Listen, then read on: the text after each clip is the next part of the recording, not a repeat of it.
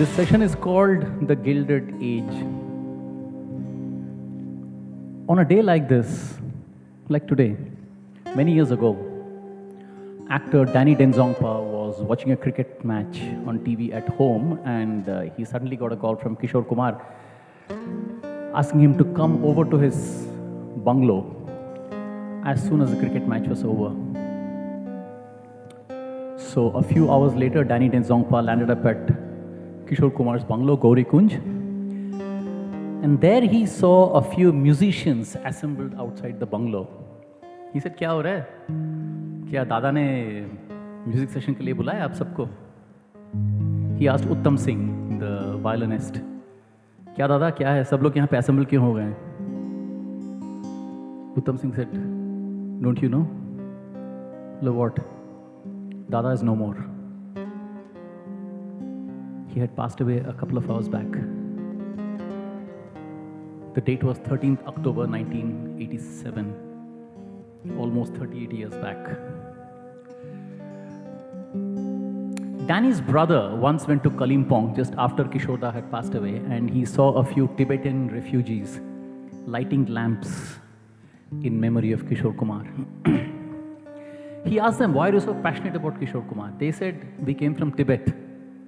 We came to India.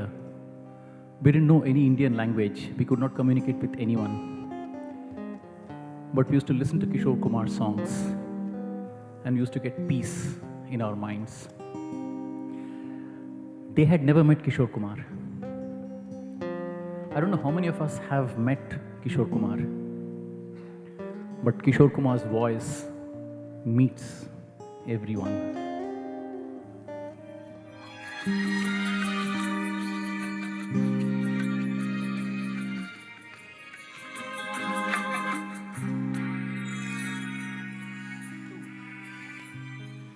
जब मैं रातों में तारे गिनता हूँ और तेरे कदमों की आहट सुनता हूँ, लगे मुझे हर तारा तेरा दर्पण,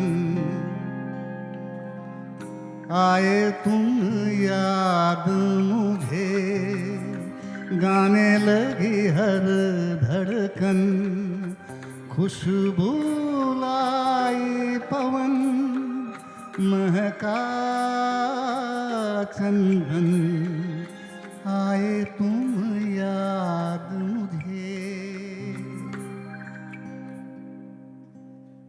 So anyway, to go slightly back in time to another chapter of The Gilded Age, let's talk about 1969. It was a landmark year for Kishore Kumar. Why?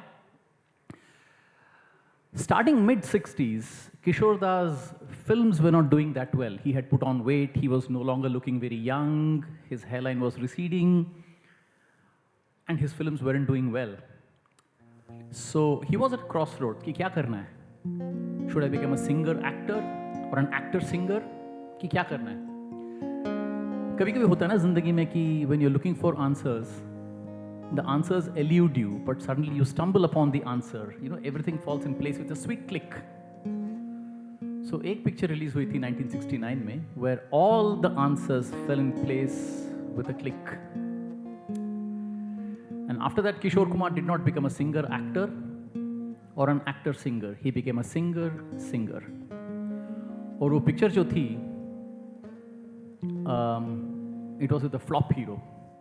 7 films had flopped, and he was going to get his last chance. इसके बाद खत्म.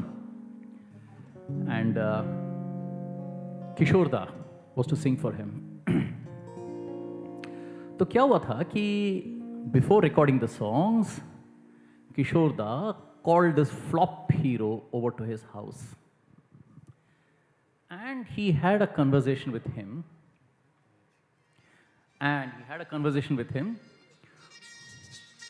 For about half an hour, observing his face, observing his facial features, his body language. और जब picture release हुई, किशोर कुमार को देख के राजेश खन्ना कहने लगे, "अरे बाबू मोशाय, लगता है मैं ही गा रहा हूं."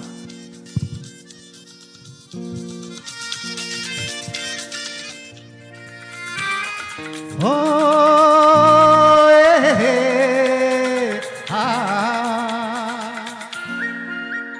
मेरे सपनों की रानी कब आएगी तू, आई रुत मस्तानी कब आएगी तू, बीती जाए जिंदगानी कब आएगी तू, चलिया तू चलिया। मेरे सपनों की रानी कब आएगी तू, आई रुत मस्तानी कब आएगी तू, बीती जाए जिंदगानी कब आएगी तू, चलिया आ तू चलिया।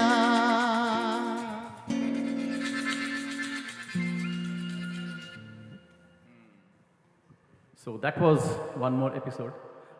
Please feel free to sing along with us. No Yeah, problem. We can Chirpy discard this songs. and. Okay. Now, Kishore Kumar was always known for his comic streak, right? कि कॉमेडी करते थे तो हंसी मजाक करते थे तो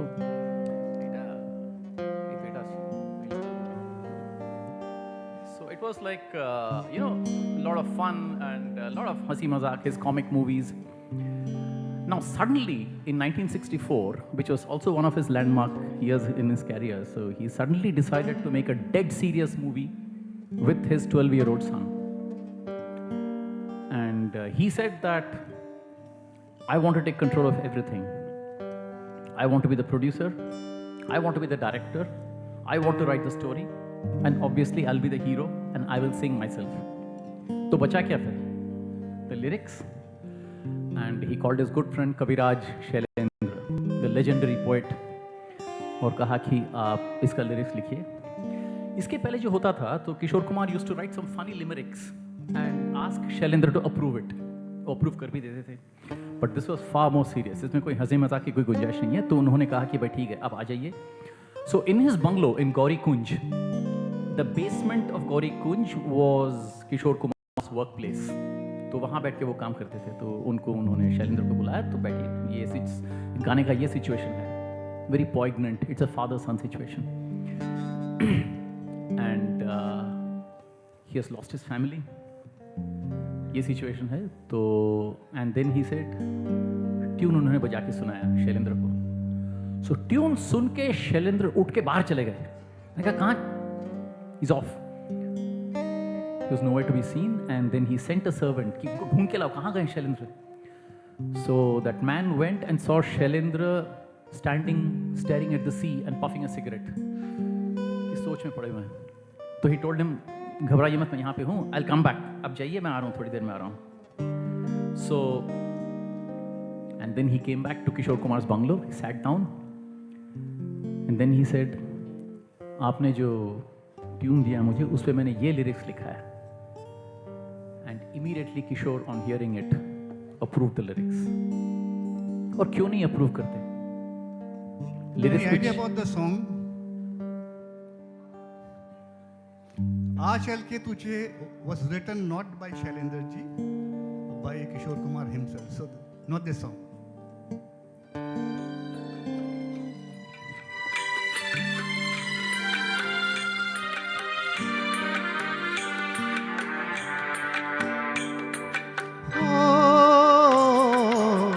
मेरे ख्वाबों के नगर, मेरे सपनों के शहर, पी लिया जिनके लिए मैंने जीवन का जहर.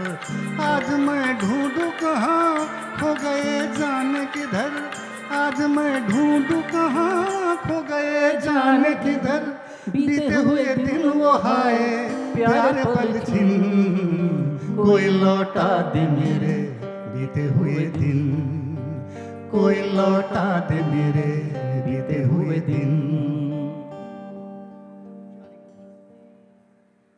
I know the sound is not what we wanted it to be, right? I mean, because normally what we do is we I'll connect sing the without output. this.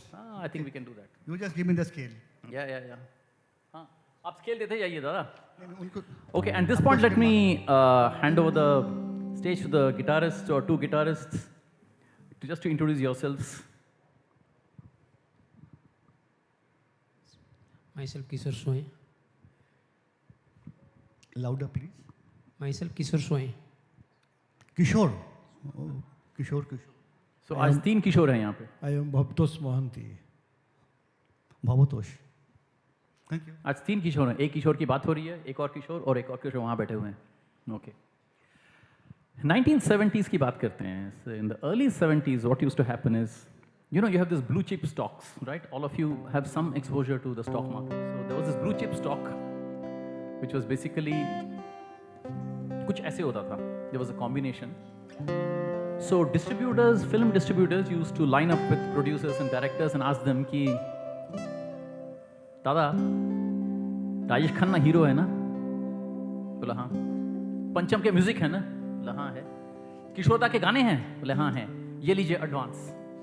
Used to give them cash advance. Even before the movie used to be announced or किसी released. को कोई शिकवा नहीं था। हाँ, कोई शिकवा नहीं था, दे दिया। That's the way it used to work. It didn't matter what the story was. It didn't matter anything. Just these three names would do. Now there was a fourth angle to this combination, less spoken about but equally important. That was poet and lyricist Anand Bakshi. Now Anand Bakshi is known more as a lyricist than a poet, which is being a bit unfair to him.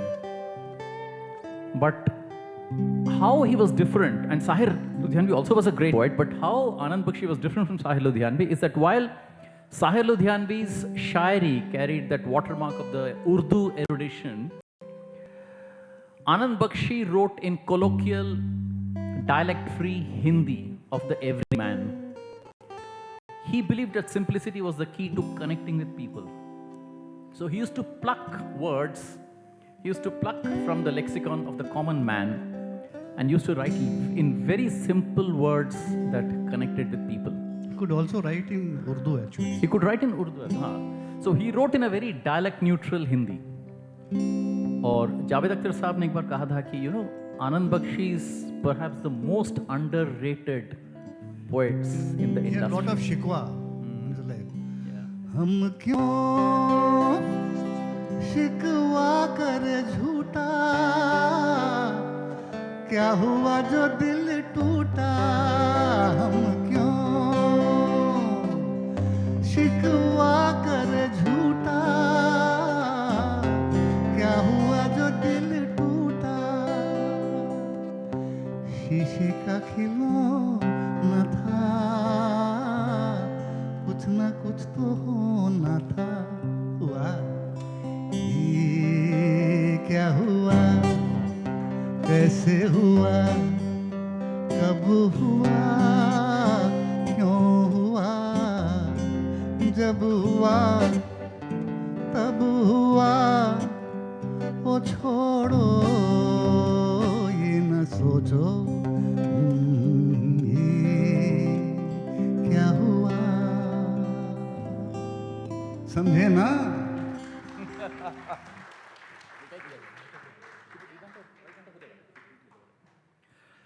Devanand once met a girl called Jasbir in an infamous hippie den called Bakery in Kathmandu, and this girl had traveled all the way. And she from- called herself Janice. And she was also called Janice, and she traveled all the way from Montreal to Kathmandu on the hippie trail. She was a hippie herself, and she met with all the friends, and she came all the way into the mystic East in search of peace. And the peace she found in hashish, marijuana, and LSD. So, Fortunately. and this was potentially a great story for a great film. Have you guessed the film? Great. Okay, could you make out what I said? और कौन सा गाना famous है? सबसे famous गाना कौन सा है? कोई गाइए? So what if Kishore is not in the song? आप गा सकते हैं? Okay. नहीं, Dhammarodham was definitely the highlight of Hare Rama Hare Krishna, no doubt about it. But what is equally important is Devanand was in his late 40s and he was pushing 50s. And he was in no mood to give up playing the young hero. Not in the coming decade or two. He had no intention of giving up that role. And but then he was not an action hero. So उसको young कैसे रखा जाए? Action hero को Brad Pitt को भी you can put him in in an action movie and make him look young. वो तो ठीक है. But Devanand is not an action hero. तो क्या करें? The only thing which would keep him young was the voice. Was his voice. So Devanand's age reversal process from the late 40s to mid 20s. Yeah, wait. Yeah, so That had to happen with the help of Kishore Kumar's voice. अगर उनकी आवाज़ नहीं होती तो वो young कैसे होते, evergreen कैसे होते। अब देखते हैं इसके साथ बजता है कि नहीं। अगर बजता तो अच्छा है, नहीं तो नहीं, I'll sing with them. You'll sing with them, ठीक है? Okay. Okay. Impromptu बहुत गाया हूँ, कोई बात नहीं है। Scale. राम को समझो, कृष्ण को जानो, नींद से जागो, ओ मस्तानो। राम को समझो, कृष्ण को जानो, नींद से जाओ, ओ मस्तानो। जीत लो मन को पढ़ कर गीता, जीत लो मन को पढ़ कर गीता। मन ही हारा तो क्या जीता, तो क्या जीता। हरे कृष्ण हरे राम, हरे कृष्ण हरे राम। जीवन को नशे का तुम गुलाम न करो, राम का नाम बदनाम न करो, बदनाम न करो। देखो ओ दीवानो तुम ये काम न करो, राम का नाम बदनाम न करो, बदनाम न करो।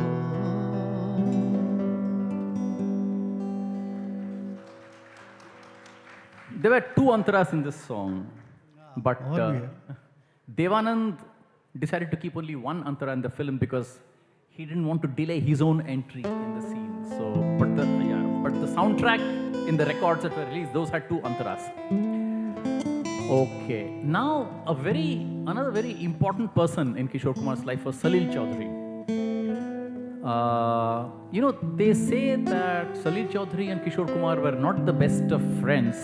And Anirudh and Parthiv have done quite a lot of research on this in terms of how the relationship was between them. But एक बात सच है कि in very early 1970, a very important film was being made. It was by Guldar. It was Guldar's film.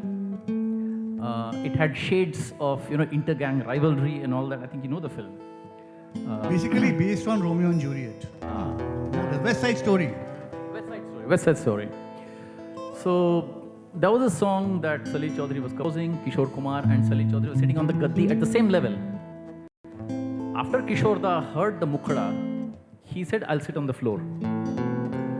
Because जो इतना अच्छा tune compose कर सकता है, it's unfair that I should sit at the same level as him. I should sit one level below. So look how humble, how much of humility these singers had. And about the song itself, the three And you know octaves- something? Salil Chaudhary and Kishore Kumar had a love-hate relationship. For reasons more than one, and we can discuss it outside. And Salil Da had a style. Whenever he composed for Lata ji, इसमें ज़्यादा मुर्की लगाते हैं। किशोर कुमार ठीक है, हंसी मजाक का तो वो गाना गा ही लेता है, सीरियस गाना देते हैं और उसे 3 सप्तक में गवाते हैं। हाँ, मंद्र सप्तक, मध्य सप्तक, and lastly तार सप्तक। So the song was like this. भूला हुआ कोई वादा, बीती हुई कुछ यादें, तन्हाई दोहराती है रात भर। भूला हुआ कोई वादा, बीती हुई कुछ यादें, तन्हाई दोहराती है रात भर। कोई दिलासा होता, कोई तो अपना होता, कोई होता जिसको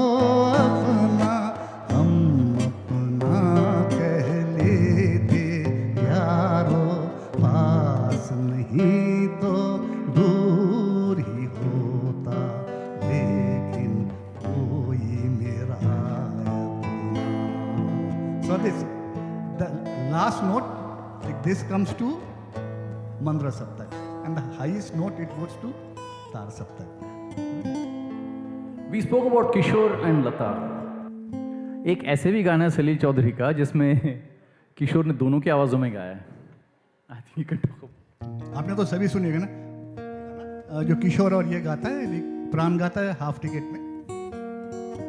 अगर नहीं सुनेंगे तो फिल्म है यूट्यूब में, देख लीजिएगा. Half ticket by Kalidas. So we are talking about, ये किशोर ही गा सकते थे कि एक लड़का और लड़की की आवाज़ में. There are a lot of anecdotes like this in the book, and you should read the book. Kishore Kumar, the prankster and the prank star, the comedian, he always had a funny aspect. Kindly इसको सुनिए, ये मजेदार किस्सा है. मैं बैठ जाता हूँ. So he always had a funny aspect to him, with a funny facet to him, and he never let people forget that he had a very funny side to him. So जब भी मौका मिलता था तो कुछ हंसी मजाक कर लिया करते थे. That I think all of you know. तो एक बार क्या हुआ था कि एक फिल्म बन रही थी धोबी डॉक्टर बाय फनी मजूमदार. तो किशोर दास में हीरो थे. तो शूटिंग चालू है. तो शूटिंग के दिन सुबह क्या हुआ, unfortunately Kishore Kumar lost a 100 rupee note. In 1950s, 100 rupees was a big amount. So he started telling everyone, "Good morning, hello, how are you?" ऊपर से किशोर कुमार. ऊपर से किशोर कुमार एक एक पाई का हिसाब रखते थे. 100 रुपये बहुत बड़ी बात होती है. So hello, good morning, how are you? आपको पता है मेरा 100 रुपये गुम हो गया आज. अच्छा सॉरी. हाँ hello hello, how are you, कैसे हो? हाँ आपको पता है मेरा 100 रुपये गुम हो गया. सबको बोलने लगे थे. ठीक है भाई, शॉट रेडी है. तो रोमांटिक सीन था, and Kishore Kumar was very uncomfortable doing romantic scene. So romantic scene था, तो लड़की के सामने बैठे हुए बोले कि मैं तुमसे प्यार करता हूँ, मैं तुमसे मोहब्बत करता हूँ, मैं तुम्हारे बिना रह नहीं सकता. मेरी आंखों में देखो क्या दिखाई देता है. पता है आज सुबह मेरा 100 रुपये गुम हो गया. बोले कट कट कट कट, क्या हो रहा है, क्या कर रहे हो? अच्छा सॉरी, ठीक है फिर से. ओके चलो, start, sound, camera ready, action, चलो. हाँ मैं तुमसे प्यार करता हूँ, मैं तुमसे मोहब्बत करता हूँ, मैं तुम्हारे बिना रह नहीं सकता. मेरी आंखों में देखो क्या दिखाई देता है. आज सुबह मेरा 100 रुपये गुम हो गया. फिर से कट. अरे क्या. And everyone started laughing. But थोड़ी देर बाद it was not that funny. और प्रोड्यूसर के लिए तो बिल्कुल ही फनी नहीं है, क्योंकि उनका मीटर बढ़ रहा है, काम नहीं हो रहा है. Till lunch it went on. ऐसे उस लाइन को जोड़ देते. तो लंच के टाइम पे जो स्टूडियो ओनर थे चंदूलाल शाह ऑफ रंजीत में हो रहा था. रंजीत स्टूडियोज के जो ओनर थे, उन्होंने कहा he sent 100 rupees to Kishore Kumar during lunch. ये लो 100 रुपीज. हो गया खुश. He thought कि मामला मैनेज हो गया. और डिलेज हो उसके गया. बाद देखते हैं क्या होता है. तो देन ही किशोर दा बोले सॉरी फनीदा, अब क्या करूं, the words keep coming to my mouth automatically. मैं रोक नहीं पा रहा हूं अपने आप को. ठीक है, अब तो 100 रुपये मिल गया. अब चलो शूटिंग स्टार्ट हुआ लंच के बाद. मैं तुमसे प्यार करता हूं, मैं तुमसे मोहब्बत करता हूं, मैं तुम्हारे बिना रह नहीं सकता. मेरी आंखों में देखो क्या दिखाई देता है. अब वो सुबह का 100 रुपये होता तो ये लेके 200 रुपये मेरे पास होते ना. और फनी मजुमदार अपनी पत्नी को लेकर सिंगापुर चले गए इस फिल्म के बाद, और कई साल तक नहीं लौटे. कोई कनेक्शन नहीं था, पर क्या करे बेचारा. तो एक और अच्छी There was one more film. It was called Dilli Ka Thak. So Kishore Kumar did not know that this scene demanded a romantic expression, and he was livid. नहीं करना है. But unfortunately he had to act romantic in the scene. Any guesses which song? आशा के साथ एक duet है. ये क्या बात है आज की चांदनी में,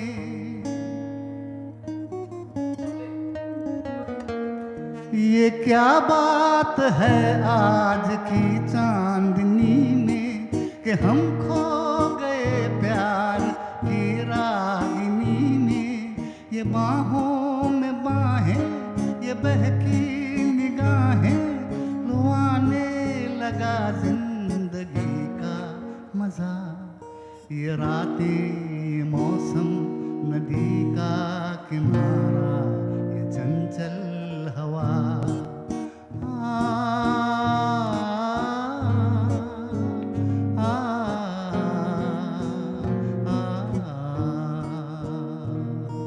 ये रातें ये मौसम नदी का किनारा ये चंचल हवा कहा दो दिलों ने कि मिलकर कभी हम न होंगे जुदा ये रातें ये मौसम नदी का किनारा ये चंचल हवा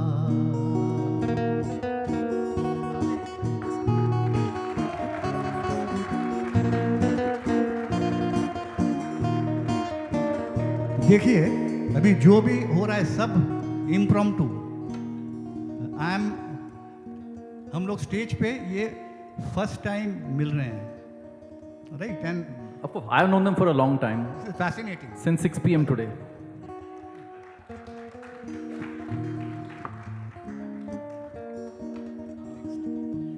Okay, has anyone, एक और very interesting aspect of Kishore Kumar in this Gilded Age, 1974 की बात है. एक फिल्म बनी थी बढ़ती का नाम दाढ़ी. आपने किसी ने देखा है? Okay, we have watched the film, so you don't have to. It was a crazy film. I don't think even Kishore, I don't know how many roles he played. 5, 6, 7.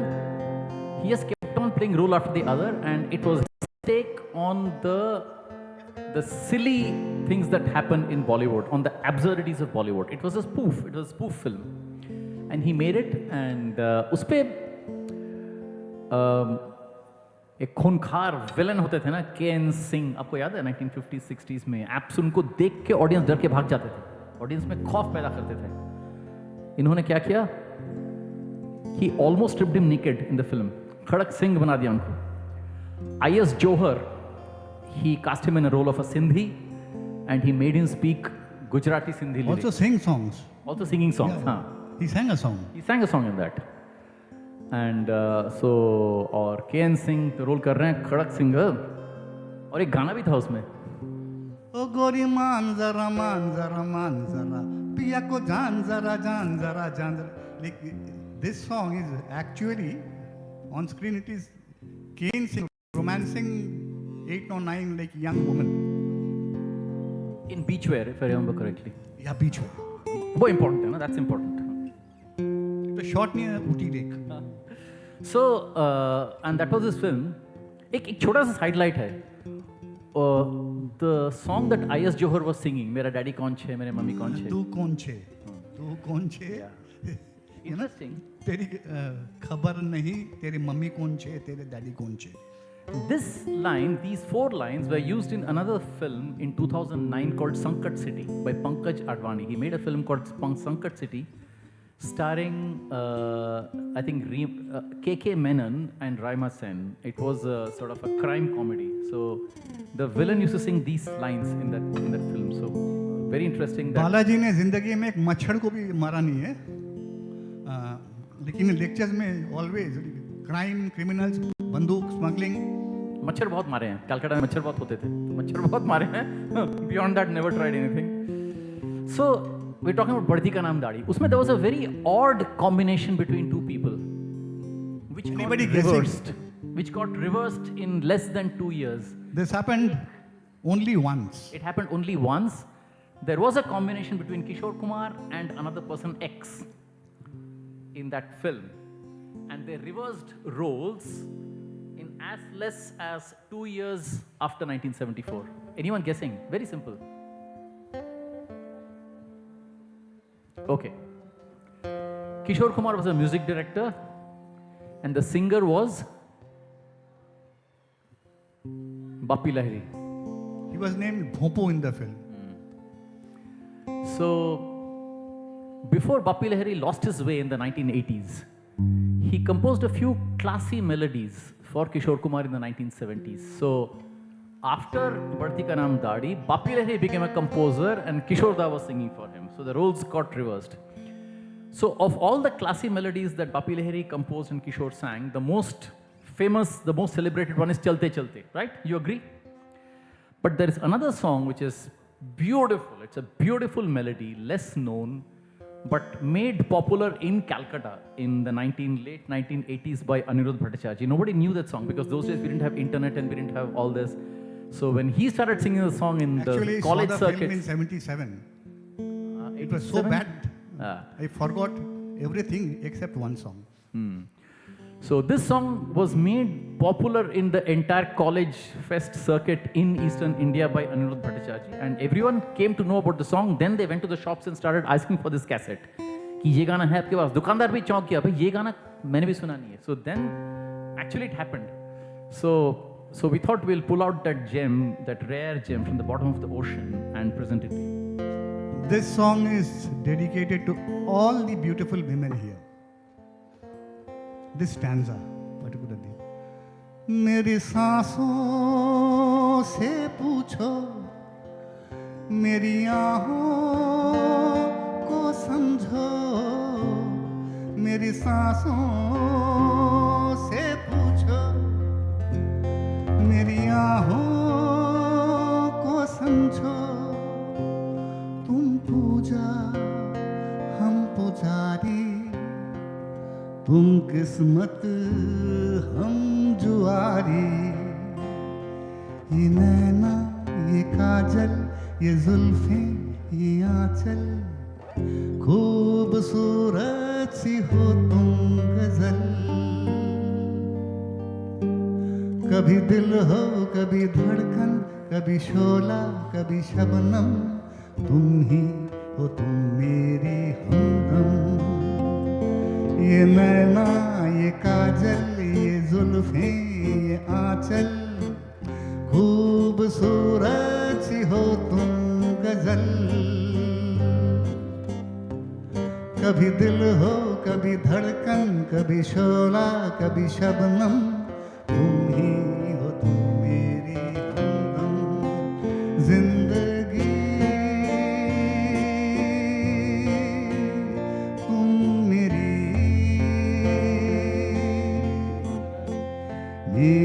तुम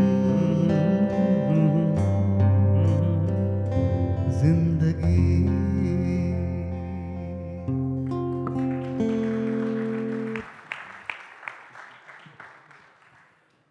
Shakti Samanta had never used Kishore Kumar before Aradhana. So, the first instance of Shakti Samanta using Kishore's voice on a hero, the hero was Rajesh Khanna. That's what is the popular belief, but that's not entirely true, because the first planned occasion when Shakti Samanta decided to use the voice of Kishore was for another hero, which was planned earlier to Aradhana. It was called Jaane Anjane. And he's And Lipika's favorite star. Shami Kapoor. So it was planned on Shami Kapoor, but the movie released after Aradhana.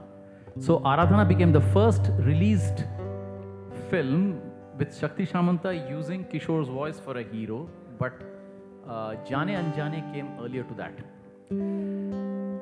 जाने अनजाने के बाद में क्या हुआ कि somehow 70s was the forte of Kishore Kumar. I don't think any single male singer dominated the scene to the extent that Kishore Kumar did. Practically the 70s belonged to two people, R.D. Burman and Kishore Kumar. And this song set a The kind trend of for a something. precedent. Yeah. It was not that Kishore would sing all the songs in an album. No, it was mixed. But typically you'll find Kishore singing the theme song or the title song. So many are there, right? So many of them. So because they wanted Kishore's voice to lead the album. He was leading with that. For example, in Karwan, 1971 super hit. The hero is a nomadic guy. He's roaming in a caravan, right? सारे film में एक ही किशोर का गाना है बस. हम तो हैं राही दिल के, पहुंचेंगे रुकते चलते, मंजिल है किसको प्यारी हो. अरे हम तो हैं मन के राजा, राजा की चली सवारी. अरे हो सुनो जरा. There was just one song on Jitendra just to sketch the hero's persona. The mood of the film. The mood of the film and the personality of the hero. Similarly, there's this film called Imtihan, where Vinod Khanna was exactly the opposite. He was a philosopher, a serious philosophical. सभी को मालूम है नहीं यहाँ हाँ. पर. रुक जाना नहीं, मालूम है ना? हाँ. चलो आगे बढ़ो. हाँ. And then, of course, Dawn, Muqaddar Ka Sikandar. I mean, you're all familiar with the whole thing. Anyway, now let's come back to this Quora movie. कागज. Huh? कोरा कागज. Kora Kagas. And there was this Mera Jeevan. मेरा जीवन कुछ काम न आया, जैसे सूखे पेड़ की छा। कॉल गर्ल उल्फत में ज़माने की। हाँ हाँ, उल्फत में ज़माने की। So anyway, let's go back to Jaane Anjane. Again, not a very well-known song, but a beautiful number composed by Shankar Jaikishan, recorded in the voice of Kishore Kumar and sung for Shami Kapoor, a very, very unusual combination.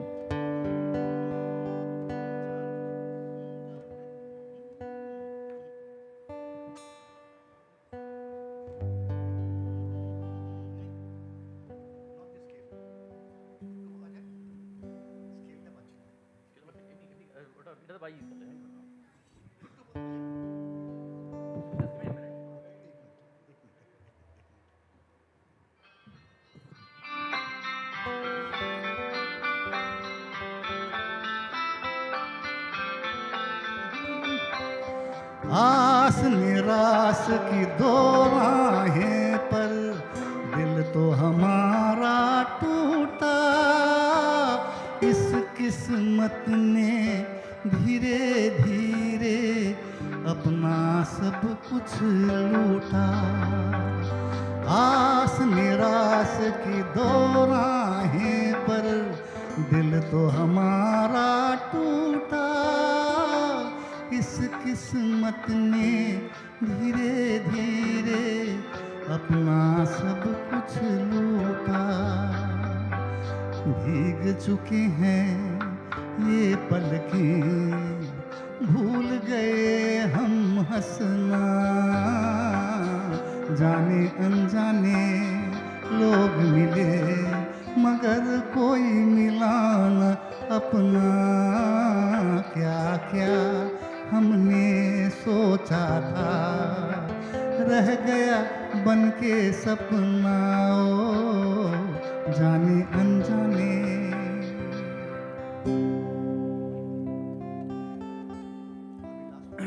At the start of the session, we said in the 1960s, Kishore Kumar was at crossroads. Should he become a singer actor or an actor singer? So दोस्त तभी काम आते हैं जब हम दुविधा में होते हैं. Suddenly, you know. Last song for today. Last song for the day. We are done. I know it's getting late for dinner. So दोस्त ऐसे ही काम आते हैं कि जब दुविधा में होते हैं, हमको पता नहीं चलता आगे क्या करना होता है, तो दोस्त अचानक कहीं मिल जाते हैं. तो आनंद जी भाई of Kalyan ji Anand ji, he narrated a story to us कि किशोरदा एक्टिंग करते थे तभी, लेकिन बाद में उनकी films weren't doing well and even Kishoreda was losing interest in acting. So एक बार क्या है, कल्याण जी भाई ने किशोरदा से कहा कि किशोरदा आप इतना अच्छा गाते हैं, फिर धूप में क्यों मरते हैं, एयर कंडीशन स्टूडियो में बैठ के गाना गाइए ना. देखिए फिल्म चलेगी, कुछ दिन चलेगी, लोग भूल जाएंगे, लेकिन आपकी आवाज़ जो है गूंजती रहेगी. Whenever people hear your voice, they will remember the film, they will remember your voice, they will remember the song. और बिल्कुल वही हुआ. Kishore made a strategic decision to remain a singer, to choose the path of singing. And he kept singing, he kept singing. The journey continued. उनका सफ़र चलता गया. उनके बाकी ज़िंदगी का सफ़र, the 17 years after that, after he took a decision to become a singer, चलता गया वो सफ़र ज़िंदगी का. Kishore Kumar would say that like this is चलता ही the गया. song of my life. जिंदगी को बहुत प्यार हमने दिया,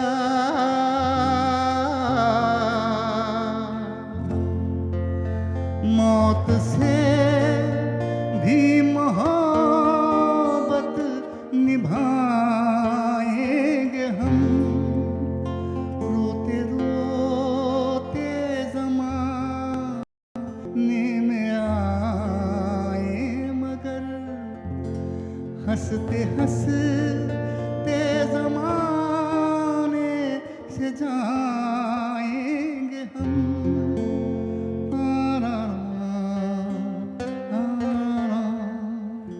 जाएंगे पर किधर है किसे ये खबर, कोई समझा नहीं, कोई जाना नहीं। जिंदगी का सफर है ये कैसा सफर, कोई समझा नहीं, कोई जाना नहीं। है ये कैसी डगर, चलते हैं सब मगर, कोई समझा नहीं, कोई जाना नहीं। Thank you.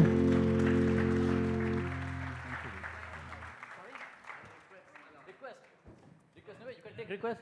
Huh? तेरे बिना जिंदगी. तेरे बिना